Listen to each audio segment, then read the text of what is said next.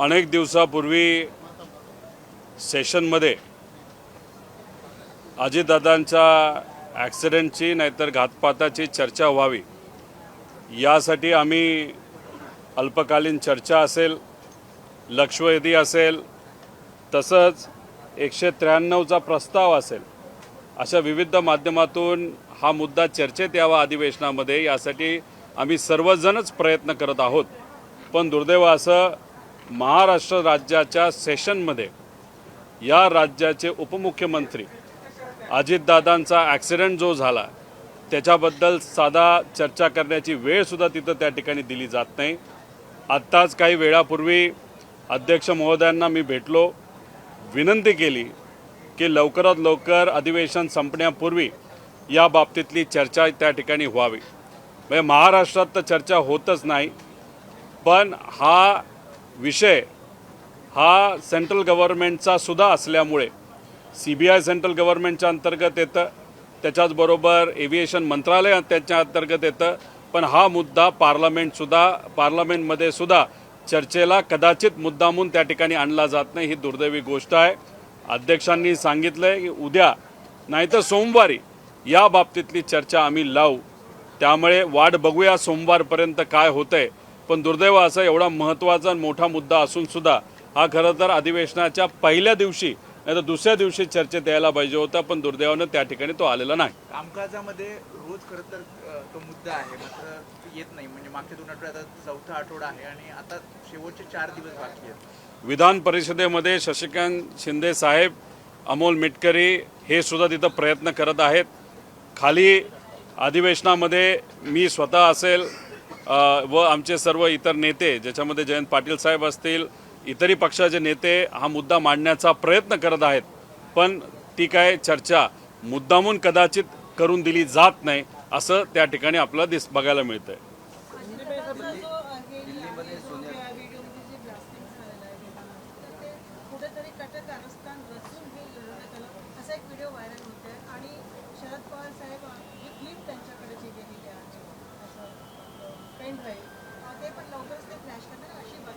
मला या बाबतीतलं कुठेही त्या ठिकाणी माहीत नाही। शेवटी याला क्रिमिनल अँगल असू शकतो, म्हणून आपण क्रिमिनल इन्व्हेस्टिगेशन तिथं मागत आहोत। FIR त्याचाच एक भाग झाला, CBI एन्क्वायरी त्याचाच एक भाग झाला, त्याच्यानंतर CID एन्क्वायरी त्याचाच एक भाग झाला। CBIच्या बाबतीत आम्हाला दिल्लीत गेल्यानंतर असं कळतंय की अजूनपर्यंत महाराष्ट्र राज्याला प्रस्ताव हा दिल्लीपर्यंत CBIचा त्या ठिकाणी दुर्दैवाने पाठवलेला नाही।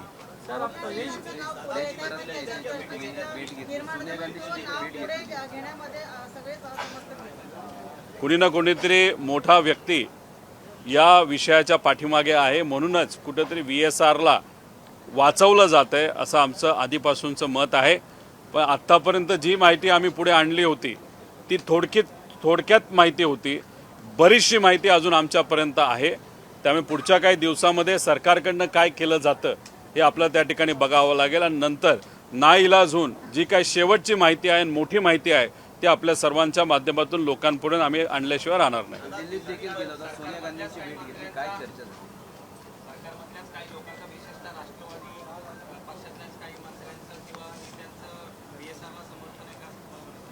नाही, सत्तेतल्या अनेक लोकांचं समर्थन हे VSRला तिथं आहे।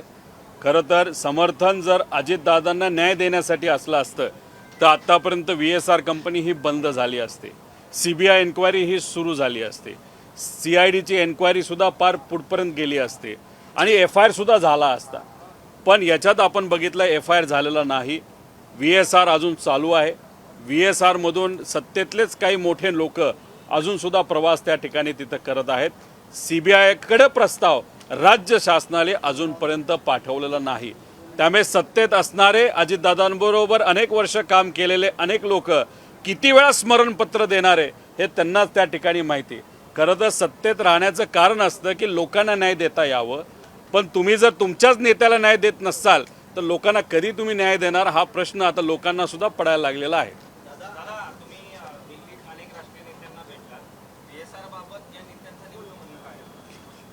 मी महाराष्ट्रामध्ये या सेशनमध्ये अल्पकालीन चर्चा असेल, लक्षवेधी असेल, त्याच्यातून हा मुद्दा मांडला होता। तो त्या ठिकाणी ऑनलाईनसुद्धा टाकला होता, पण दुर्दैव असून तो अजून तिथपर्यंत सिलेक्ट झालेला नाही, नाही तर तो चर्चेत आलेला नाही. मग महाराष्ट्रात कुठंच काय होत नाही असं दिसल्यानंतर दिल्लीत जाऊन, कारण का शेवटी एव्हिएशन मंत्रालय दिल्लीमध्ये येतं, CBI दिल्लीमध्ये येतं, आणि मग तिथे जाऊन तिथे असणारे जे मोठे नेते आहेत, आणि तिथं योगायोगाने पार्लमेंटसुद्धा सुरू आहे. मग SP पक्ष असेल, त्याच्याचबरोबर त्यानंतर TMC पक्ष असेल, नाहीतर आपले इतर जे महत्त्वाचे पक्ष आहेत त्यांच्या नेत्यांना भेटलो. आणि सगळ्यात महत्त्वाचं म्हणजे काँग्रेसचे नेते आणि या देशाचे विरोधी पक्षनेता राहुलजी गांधी यांना त्या ठिकाणी भेटलो. खरगेजींना, जे अपर हाऊसचे नेते आणि विरोधी पक्षनेते आहेत, त्यांना त्या ठिकाणी भेटलो आणि त्यांना हीच विनंती केली की इथं FIR घेतला जात नाही. FIR घेण्याचा अधिकार नाही तर देण्याचा अधिकार हा प्रत्येक नागरिकाचा आहे, पण तो अधिकार असताना सुद्धा हा आम्हाला देण्याची इच्छा असताना आम्ही पोलीस स्टेशनला जाऊन सुद्धा तो आमचा स्वीकारला जात नाही. मग कुठंतरी लोकशाही अडचणीत आली असं आमचं म्हणणं होतं आणि त्यांनी त्या ठिकाणी मान्य केलं. त्यामुळे राहुलजींचं जर ट्विट तुम्ही त्या ठिकाणी बघितलं आणि खाली जे आदेश त्यांनी त्यांच्या खासदारांना दिलेले, पुढच्या काही दिवसांमध्ये या बाबतीतली चर्चा होताना तुम्हाला त्या ठिकाणी दिसणार आहे. CBIचा मुद्दासुद्धा महत्त्वाचा आहे आणि अनेक लोकांना प्रश्न आहे की VSRला का वाचवलं जातं आहे. त्यामुळे त्यांच्याकडे काही पुरावे दिलेले आहेत, त्या बाबतीत ते काय करतात येत्या काळामध्ये आपल्या सगळ्यांना बघावं लागेल.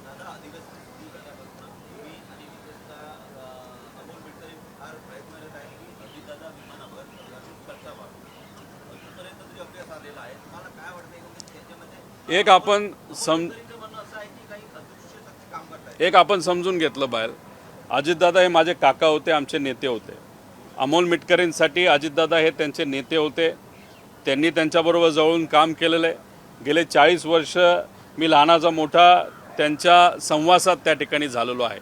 त्यामुळे आमच्या दोघांचा मुद्दा, नाहीतर या इन्व्हेस्टिगेशनला समर्थन करणारे, नाहीतर पारदर्शक पद्धतीने हे इन्व्हेस्टिगेशन झालं पाहिजे, तपास झाला पाहिजे, यासाठी जे कोणी प्रयत्न करतायत त्यांची इच्छा एवढीच आहे की अजितदादांना न्याय मिळाला पाहिजे. आणि आमचं हेच मत आहे की या अधिवेशनामध्ये अनेक मुद्दे सामान्य लोकांचे सुद्धा आम्हाला मांडायचे होते, पण आम्ही आमच्या नेत्याला न्याय देता येत नसेल, आमच्या नेत्यासाठी जर आम्ही लढणार नसू, माझ्या काकासाठी मी लढणार नसेल, तर मग सामान्य लोकांसाठी कधी लढणार.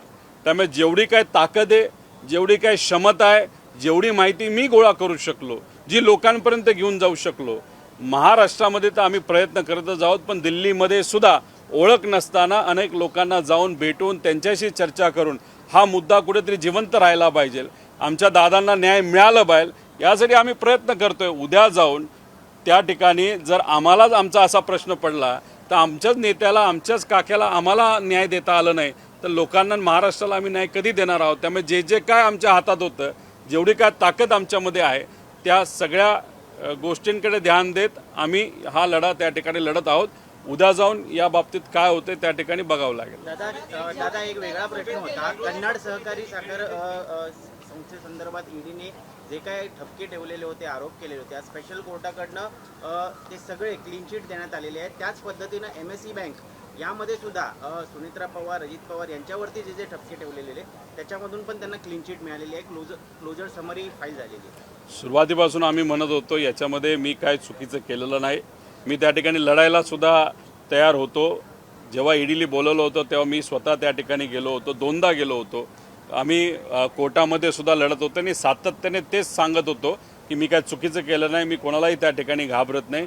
आणि काल परवा जो न्यायालयाने दिलेला निकाल आहे तो खरं तर स्वागत करण्यासारखा आहे. त्या माध्यमातून लोकांना कळालं की हा कुठेतरी राजकीय दबाव असल्यामुळेच आमचं नाव मुद्दामून त्याच्यामध्ये त्या ठिकाणी आणलं होतं.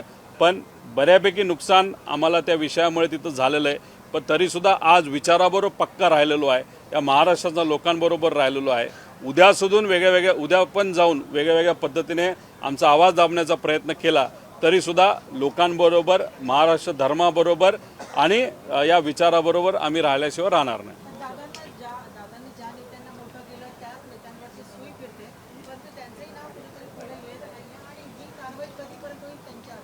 सत्तेत असल्यामुळे त्यांच्यापर्यंत हा मुद्दा जाईल नाही जाईल हे आपल्याला सांगता येणार नाही, पण आपली जबाबदारी असते की लढणं. आम्ही ते लढत आहोत.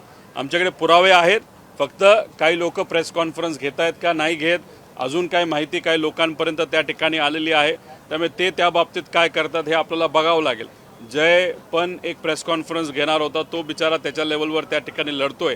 त्याची प्रेस कॉन्फरन्स कधी होती हे आपल्याला बघावं लागेल. आणि हे सगळं झाल्यानंतर एक शेवटची आणि मोठी प्रेस कॉन्फरन्स मी त्या ठिकाणी घेईल आणि बरेच पुरावे जे आमच्यापर्यंत आलेले आहेत ते लोकांसमोर आपल्या माध्यमातून आणल्याशिवाय आम्ही राहणार नाही.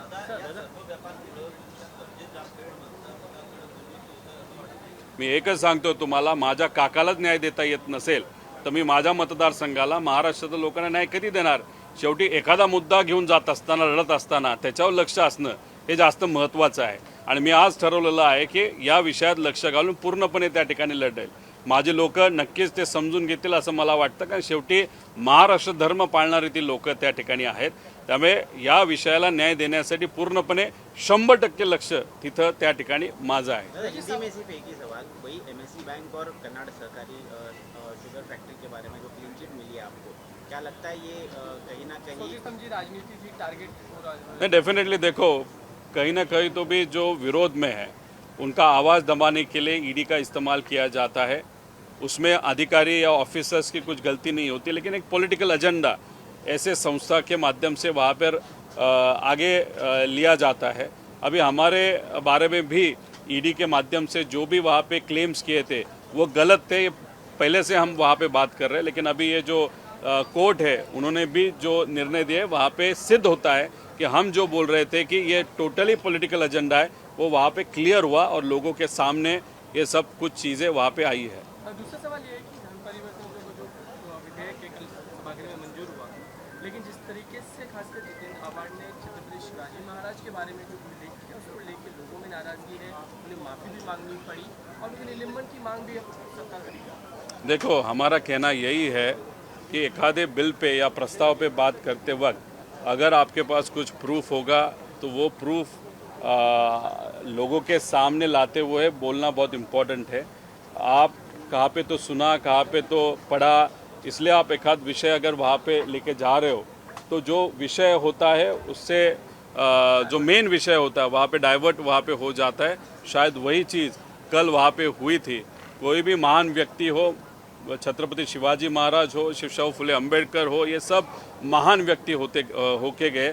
तो इसलिए उनका इतिहास जब लोगों के सामने बोला जाता है वो बहुत संभल के वहाँ पे बात करने की ज़रूरत है.